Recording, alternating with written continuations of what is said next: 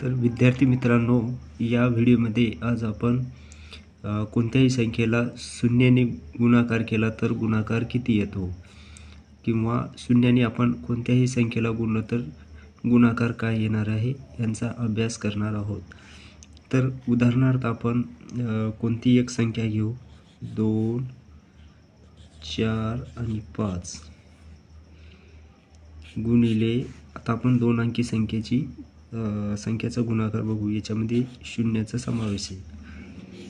Okay, तर आता 245 गुणिले 20, तर यामध्ये आपण सर्वप्रथम काय करू, ह्या शून्याने ह्या सगळ्याला एकदा गुणून घेऊ। 0 5 0 0 4 0 0 2 0, म्हणजे याचाच अर्थ की आपण कोणत्याही संख्येने गुणलं तर गुणाकार 0 येत असतो। तर आपण एक अंक सोडून द्यायचा शून्याचा आणि नंतर आता 2 न गुणू। 2 पंचे 10, 10ला 0, 5ला 1,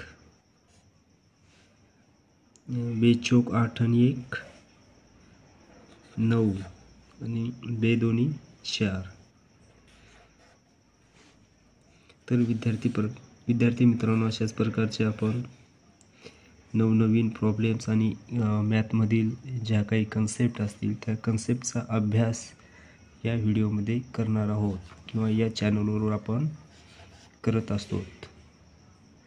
पुन्हा आणखी उदाहरण सोडवायचं म्हणलं तर बघा,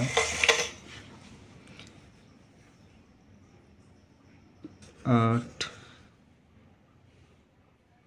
0 0 4 गुणिले 5।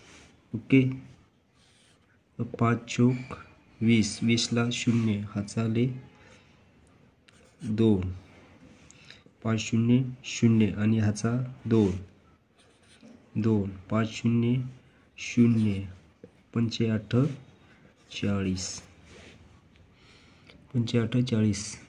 तर विद्यार्थी मित्रांनो, आपण कोणत्याही संख्येला शून्याने जर गुणाकार केला तर त्यांचा गुणाकार काय येणार आहे, 0 येणार आहे।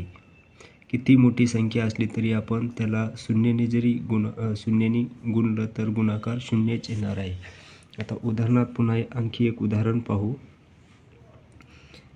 8314। आता या संख्येला आपण शून्याने जर गुणाकार केला, बरोबर, तर आपला गुणाकार किती येणार आहे, 0च येणार आहे।